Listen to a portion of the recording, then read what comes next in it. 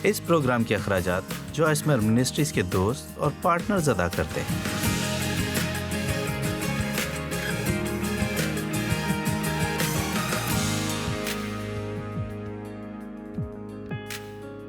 آج کی صبح کتنے لوگ کلام سننے کے لیے تیار ہیں؟ ایسا نہیں کہ میں کہیں بھی جا کر کوئی بھی کلام نکال کر منادی کرنا شروع کر دیتی ہوں، بلکہ میں دعا کرتی ہوں کہ آپ تک خدا کا کلام جو میرے وسیلہ سے پہنچے وہ صحیح اور بامقصد ہو۔ میں یہ دعا آپ کے لیے کرتی ہوں کہ آج صبح خدا کا کلام آپ تک پہنچے، کیونکہ خدا کا کلام طاقتور ہے۔ یہ کلام ہماری زندگی کی غلامی کو روکنے کے لیے ہے۔ واقعی آپ آج صبح موجود ہیں تو آپ خدا کے کلام کو محسوس کریں گے۔ غلامی کے بندھن ٹوٹ جائیں گے، لیکن یہ سب تب ممکن ہوگا جب آپ مجھے اپنے ایمان میں شامل کریں گے، وہ جو ہونے والا ہے۔ اس لیے میں چاہتی ہوں آپ بھی میرے ساتھ ایمان رکھیں۔ اگر کسی نے ابھی تک یسوع کو قبول نہیں کیا تو وہ کریں گے، اور ہم عبادت کے اختتام پر ان کے لیے دعا کریں گے۔ اگر ابھی تک آپ روح القدس سے نہیں بھرے تو آپ بھر جائیں گے۔ اگر آپ تھکے ہوئے ہیں تو آپ روح کے ذریعے تازگی کو محسوس کریں گے، تو خدا آج آپ کو چھوئے گا۔ میں خدا کے کلام کے ذریعے دعا کرتی ہوں آپ کی جسمانی، ذہنی اور روحانی شفا یابی کے لیے۔ ہم سب کا وقت بہت قیمتی ہے، لیکن آج کی صبح میں بہت سے کام آپ کو اور مجھے کرنے ہوں گے۔ ہم سب اکٹھے ہیں اور خدا یہاں موجود ہے، اور کچھ حیرت انگیز ہونے والا ہے۔ آمین۔ آج صبح میرے پیغام کا عنوان ہے بھیڑ کو پیچھے چھوڑ۔ ہمارے ارد گرد بھیڑ موجود ہے۔ یہ بھیڑ یا تو آپ کے پڑوس میں ہے، یا یہ بھیڑ آپ کے کام میں ہے، یا آپ کے اسکول میں، اور ہو سکتا ہے یہ آپ کا وسیع خاندان ہو، لیکن ہم سب نے اپنی ایک بھیڑ بنا لی ہے۔ اسی طرح جب خدا ہمیں چھوتا ہے یا وہ ہمیں کہیں لے کر جانا چاہتا ہے، مگر تب یہ بھیڑ ہمیں نہیں چھوڑتی۔ اس لیے بعض اوقات آپ کو فیصلہ کرنا پڑتا ہے کہ آپ کو خدا کو چھوڑنا ہے یا پیچھے آنے والی بھیڑ کو۔ خیر، اب ہم شروع کرتے ہیں مقدس مرکز 4 باب کی 35ویں آیت سے۔ لکھا ہے، اسی دن جب شام ہوئی تو اس نے ان سے کہا، آؤ پار چلیں۔ اور 5ویں باب کی پہلی آیت کہتی ہے، اور وہ جھیل کے پار پہنچے۔ لیکن 4 کی 35 اور 5:1 کی آیت کے درمیان کیا ہوا؟ ان سب نے بہت بڑا سمندری طوفان دیکھا۔ آپ میں سے کتنے ایسی چیز سے گزر رہے ہیں؟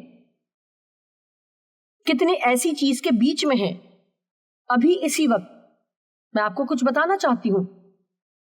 آیات کے درمیان 4 باب کی 35ویں آیت اور 5ویں باب کی پہلی آیت، جیسے ہم بات کرتے ہیں بیچ کی، آپ جانتے ہیں کہ شروعات کرنا مشکل نہیں۔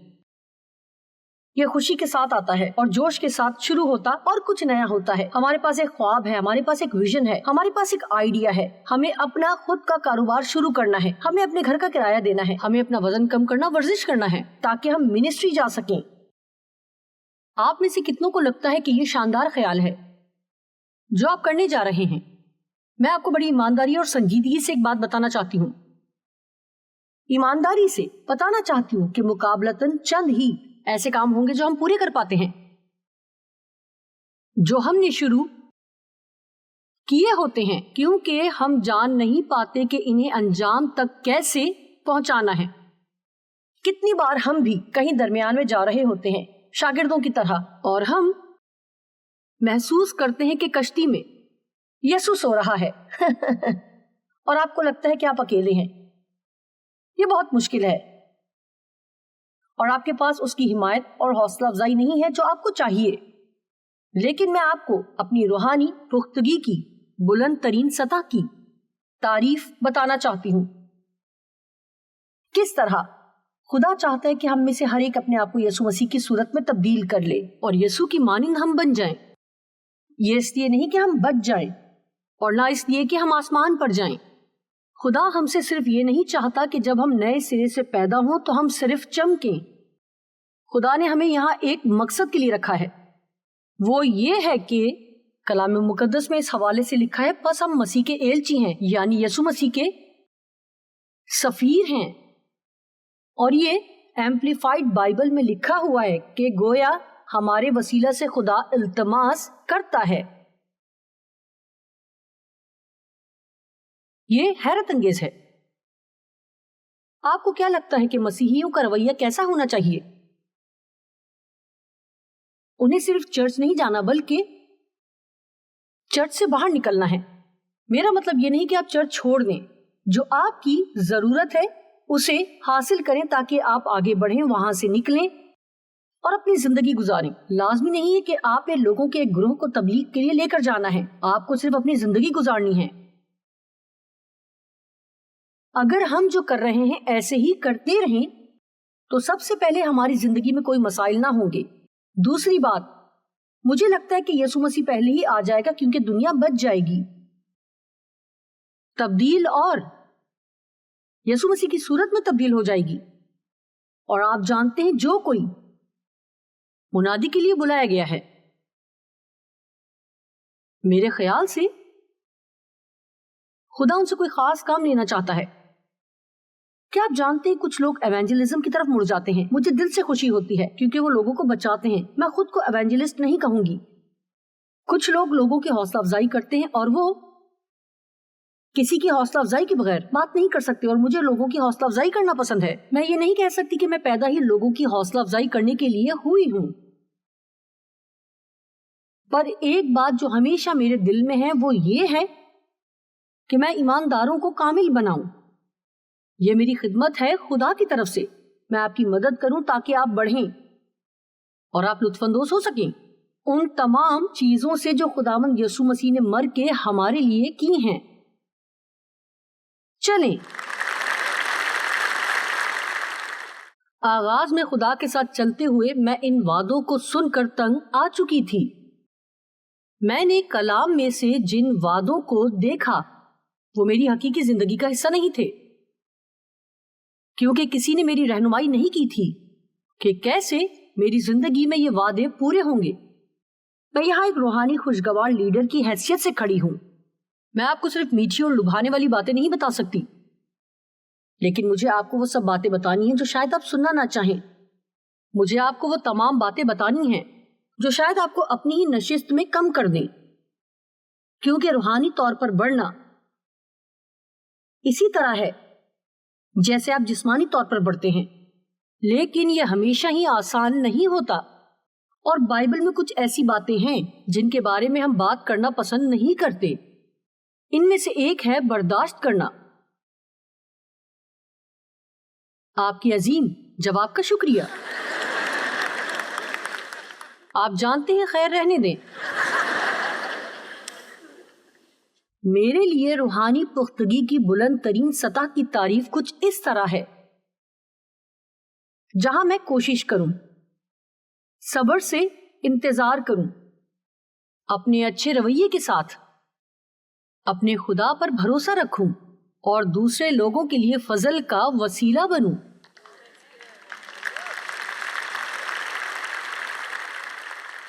میں آپ کو دوبارہ بتانا چاہتی ہوں،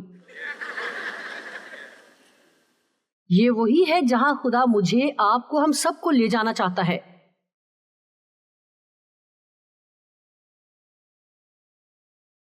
خدا کو ہمارا تکلیف میں بڑبڑانا پسند نہیں۔ وہ ہم سے چاہتا ہے کہ ہم اپنا اچھا رویہ رکھیں، بے شک تکلیف میں ہی کیوں نہ ہو۔ وہ چاہتا ہے کہ ہمارا رویہ درست ہو اور ہم صبر سے انتظار کریں اور اس پر بھروسہ کریں، اور سب سے اہم یہ ہے کہ دوسروں تک پہنچیں اور ان کی مدد کریں۔ یہ وہی بیج ہے جسے آپ اپنی کامیابی کے لیے بوتے ہیں، اور یہ کسی اور تک پہنچ کر کسی اور کی مدد کرتا ہے جب آپ خود اپنی مدد نہ کر سکیں۔ یہ حیرت انگیز ہے کہ آپ کس طرح صبر کے ساتھ انتظار کرتے ہوئے کسی دوسرے کی مدد کرتے ہیں، اور صرف انتظار کرنے کی صلاحیت ہی نہیں بلکہ صبر سے انتظار اور اچھے رویے کے ساتھ کسی کی مدد بھی کرتے ہیں، خدا پر بھروسہ رکھتے ہوئے، اور دوسرے لوگوں کے لیے فضل کا وسیلہ بنتے ہیں۔ चलिए इसे जल्दी से पढ़ते हैं। मरकज 4 की 35 से 38। उस दिन जब शाम हुई तो उसने उनसे कहा कि आओ पार चलें। दूसरी तरफ भीड़ को पीछे छोड़ दो। मैंने इस हवाले से कभी भी ऐसा पैगाम नहीं सुना। मुझे यकीन है कि मैं पहली बार इस पर पैगाम सुना रही हूं।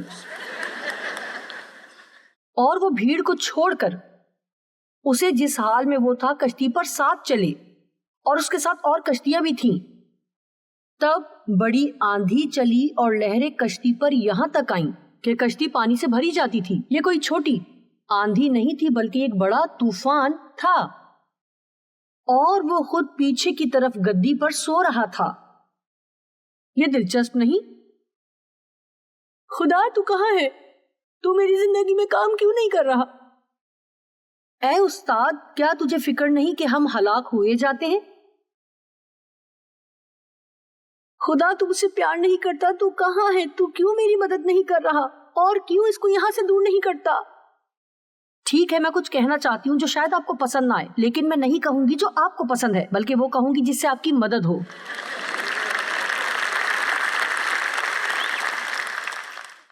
अब गौर करें, बाज औकात जो चीजें हम तक पहुंचे लाजमी नहीं कि वो हमारे लिए सबसे बेहतरीन चीजें हों।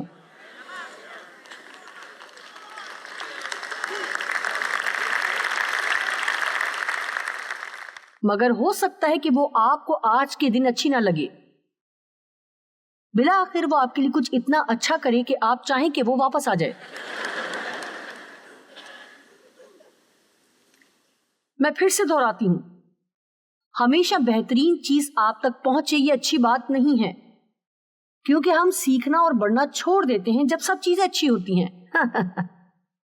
हम बढ़ते हैं जब खुदा को कबूल करते हैं, और हम इस सोच में गुम रहते हैं कि क्यों खुदा मेरी मदद इस दुनिया में नहीं कर रहा। खुदा तू कहाँ है? क्यों खुदावन क्यों? आखिर कब तक खुदावन? मुझे समझ नहीं आ रहा कि मेरी जिंदगी में ये सब कुछ क्यों चल रहा है। इसका कोई मतलब नहीं है। मैं आपको सच बताती हूँ, अगर आपको राज पसंद नहीं तो आप यीशु मसीह के साथ रफाकत भी नहीं रख सकते, क्योंकि बहुत सारी चीजें हैं जो वो करता है हमारी जिंदगियों में जिसका इंसानी अकल अंदाजा भी नहीं कर सकती। और जबकि हम खुदा को मशवरा देते हैं कि खुदावन हमारे लिए ये कर दे, जबकि हमें जानना चाहिए कि वो हमसे क्या चाहता है।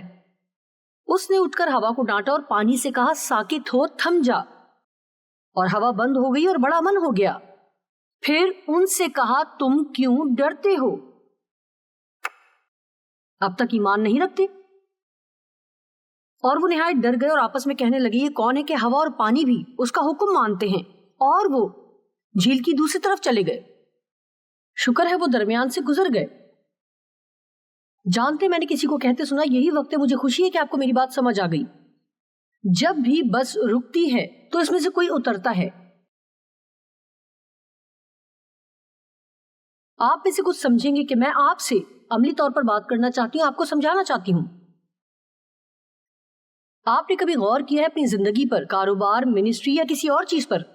आप बढ़ते हैं, तरक्की करते हैं कुछ लम्हों के लिए, और फिर उसके बाद आप खामोश हो जाते हैं, और इन लम्हों के दरमियान कुछ भी नहीं होता, और आखिरकार आप फिर से बढ़ना शुरू करते हैं। हमारी मिनिस्ट्री भी इसी तरह 5 साल के अरसे में बढ़ी है। मैंने सिर्फ 2 घरों में बाइबल मुकद्दस पढ़ाई है।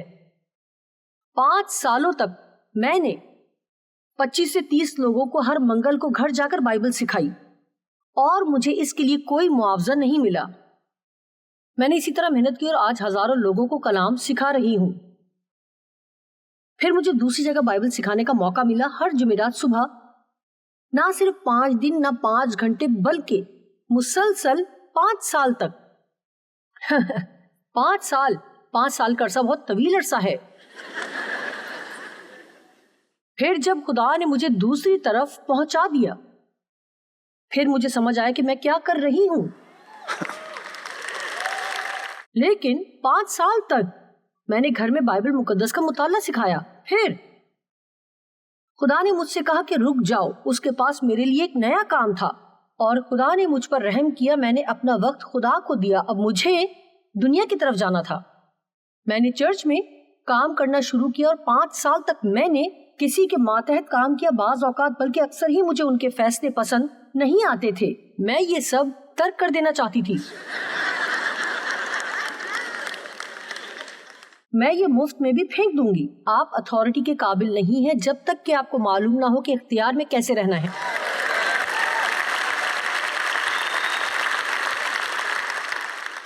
ہم سب کو مالک بننا پسند ہے. ہم نے یہ جاننا ہے کہ کس طرح مطمئن ہو، اور یہ ایک اور موضوع ہے جو لوگ پسند نہیں کرتے.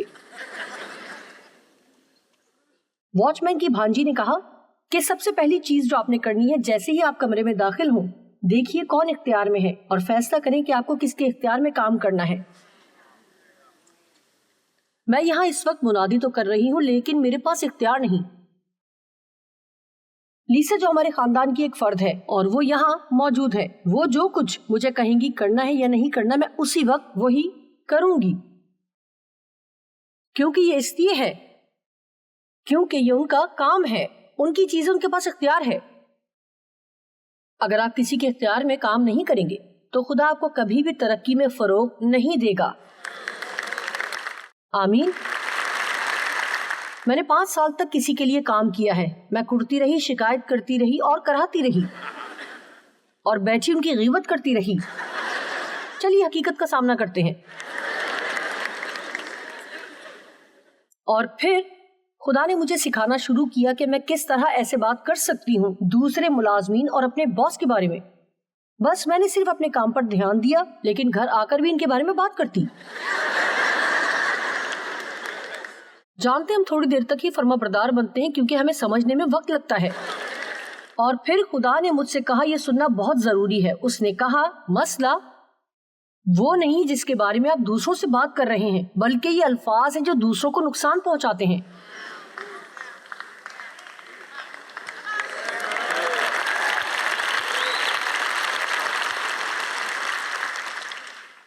پانچ سال کے اختتام پر میں نے انہیں 10 سال میں ڈالا. مجھے تب بھی دوسری طرف جانا ہی تھا. میں اب بھی طوفان کے درمیان میں تھی. خیر، اس کہانی کو مختصر کرتے ہیں. خدا چاہتا تھا کہ میں اپنی چرچ والی خدمت کو چھوڑ دوں، بلکہ اپنی خدمت مشرق، مغرب، شمال اور جنوب میں لے کر جاؤں. یہ سب حیرت انگیز لگ رہا تھا، لیکن ان چاروں سمتوں میں مجھے کوئی نہیں جانتا تھا. اس لیے صرف میں نے وہی کیا جسے میں کرنا جانتی تھی. میں سینٹ لوئس میں رہی اور میں وہاں مشرق، مغرب، شمال اور جنوب سینٹ لوئس میں گئی. میں آپ کو سچ بتاتی ہوں، مہینے میں ایک بار شہر کے ہر حصے میں ہماری ملاقات ہوتی رہی اور میں نے سوچا اگر میری میٹنگ میں 100 لوگ بھی ہوئے تو میں خوشی سے مر جاؤں گی. لیکن جب میں نے اپنے چرچ کی خدمت کو چھوڑا اور بھیڑ کو پیچھے چھوڑ دیا، جب میں نے یسوع کو قبول کیا، میں نئے سرے سے پیدا ہوئی. جب خدا نے 1976 میں میری زندگی کو دوبارہ چھوا اور مجھے بلایا تاکہ میں خدمت کر سکوں، اس سے پہلے میں بھیڑ کو چھوڑ دی، بھیڑ نے مجھے چھوڑ دیا. میں آپ کو واقعی سچ بتا رہی ہوں، اور وہ جو یہ سب جانتے تھے کہ میں صرف 2 لوگوں کے بارے میں سوچ رہی ہوں جو میرے ساتھ جڑ گئے تھے، اور سب نے مجھے کہا کہ میں یہ نہیں کر سکتی کیونکہ میں ایک عورت ہوں اور یہ غلط ہے کہ مجھے چرچ کی خدمت کو چھوڑنا ہے. تو انہوں نے مجھ سے کہا کہ میں چپ ہو جاؤں یا چھوڑ دوں، لیکن اس وقت خاموش رہنا میرے اختیار میں نہ تھا. پر میں شکر کرتی ہوں کہ میں صحیح تھی، میرا راستہ صحیح تھا اور میں نے خود کو سنبھالے رکھا. میرا دل بھی گواہی دے رہا تھا کہ میں ٹھیک ہوں. میرا دل خدا سے محبت کرتا تھا اور میں خاموش نہیں رہنا چاہتی تھی بلکہ کلام سکھانا چاہتی تھی. جانتے ہیں، جب آپ کے پاس خدا کی دی ہوئی رویا ہے جو آپ کے پاس تو ہے لیکن دوسروں کے پاس نہیں ہے، تو وہ رویا کو اپنے طور پر نہیں جان سکتے کہ آپ اتنی خوش کیوں ہیں. میرا مطلب ہے، میرے دوستوں نے مجھ سے کہا کہ تم ایک مذہبی جنونی بن گئی ہو، کیونکہ میں اب وہ سب کچھ نہیں کرنا چاہتی تھی جو پہلے کیا کرتی تھی. میں اپنی پوری شام خواتین کے ساتھ جیولری پارٹی میں ضائع نہیں کرنا چاہتی تھی. میں بدروہوں کو نکالنا چاہتی تھی. मैं ईमान से भरी हुई थी। और जो बात मैं आपको समझाना चाहती हूं वो ये है कि अगर आप चाहते हैं कि आप वो करें जो खुदा चाहता है और वो बन जाएं जैसे उसकी मर्जी है, तो इस वजह से अक्सर आप अकेले रह जाते हैं।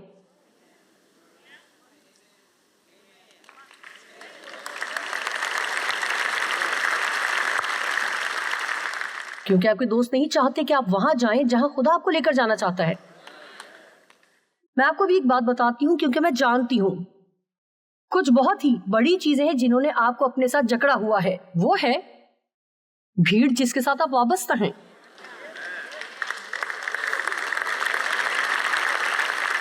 दोबारा सुनिए, ऐसी बहुत सी बड़ी चीजें हैं जिन्होंने आपको अपने साथ जकड़ा हुआ है। वो है भीड़ जिसके साथ आप वाबस्ता हैं।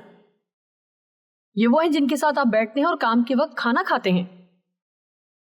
आप उनकी अच्छी बुरी गुफ्तगू सुनते हैं। वो अपने काम के बारे में, अपने दोस्तों के बारे में गलत बात करते हैं। ये वो जगह नहीं जहां आपको होना चाहिए।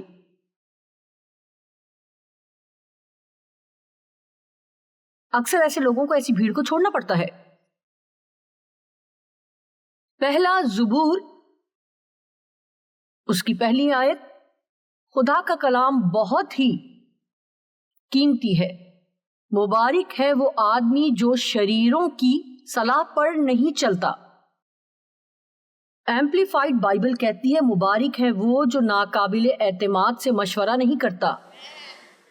उन लोगों से मशवरा मत लीजिए जो नहीं जानते कि वो क्या कर रहे हैं।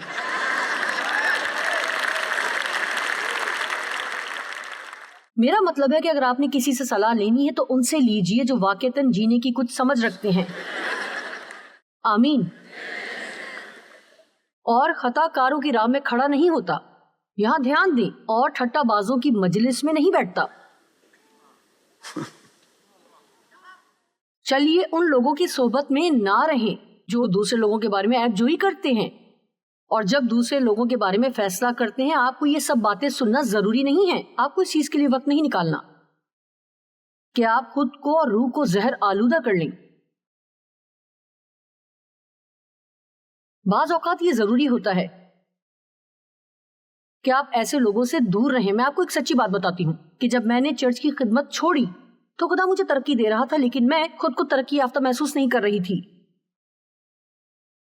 क्योंकि दरअसल मैं पास्टर की गैर मौजूदगी में खिदमत सरंजाम देती और ये तकरीबन 3000 मेंबरान थे, और फिर मैं 30, 40, 50 और 60 लोगों से मुलाकात कर रही थी। इसलिए मुझे ये बिल्कुल महसूस नहीं हुआ कि मेरी तरक्की हुई है।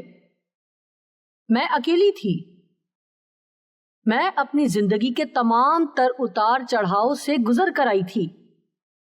ये मुश्किल था क्योंकि मैं अकेली थी, और खुदा ने मुझे 5 मिनट या 10 मिनट और 1 हफ्ता और 6 हफ्ते में नहीं पहुंचाया, बल्कि 1 साल था। अगर आप खुदा के साथ वफादार हैं, तब ही खुदा आप में, आपके अंदर काम करता है, और वो जो कुछ करना चाहता है वो आपके जरिए से करता है। मैं ये दोबारा कहूंगी कि अगर आप खुदा के साथ वफादार हैं तो आप हर मुश्किल में से गुजरेंगे, और आप वो करते हैं जो खुदा आपको बताना चाह रहा है। कोई एक शख्स जिसे आप जानते हो जो खुदा के साथ चलना चाह रहा हो,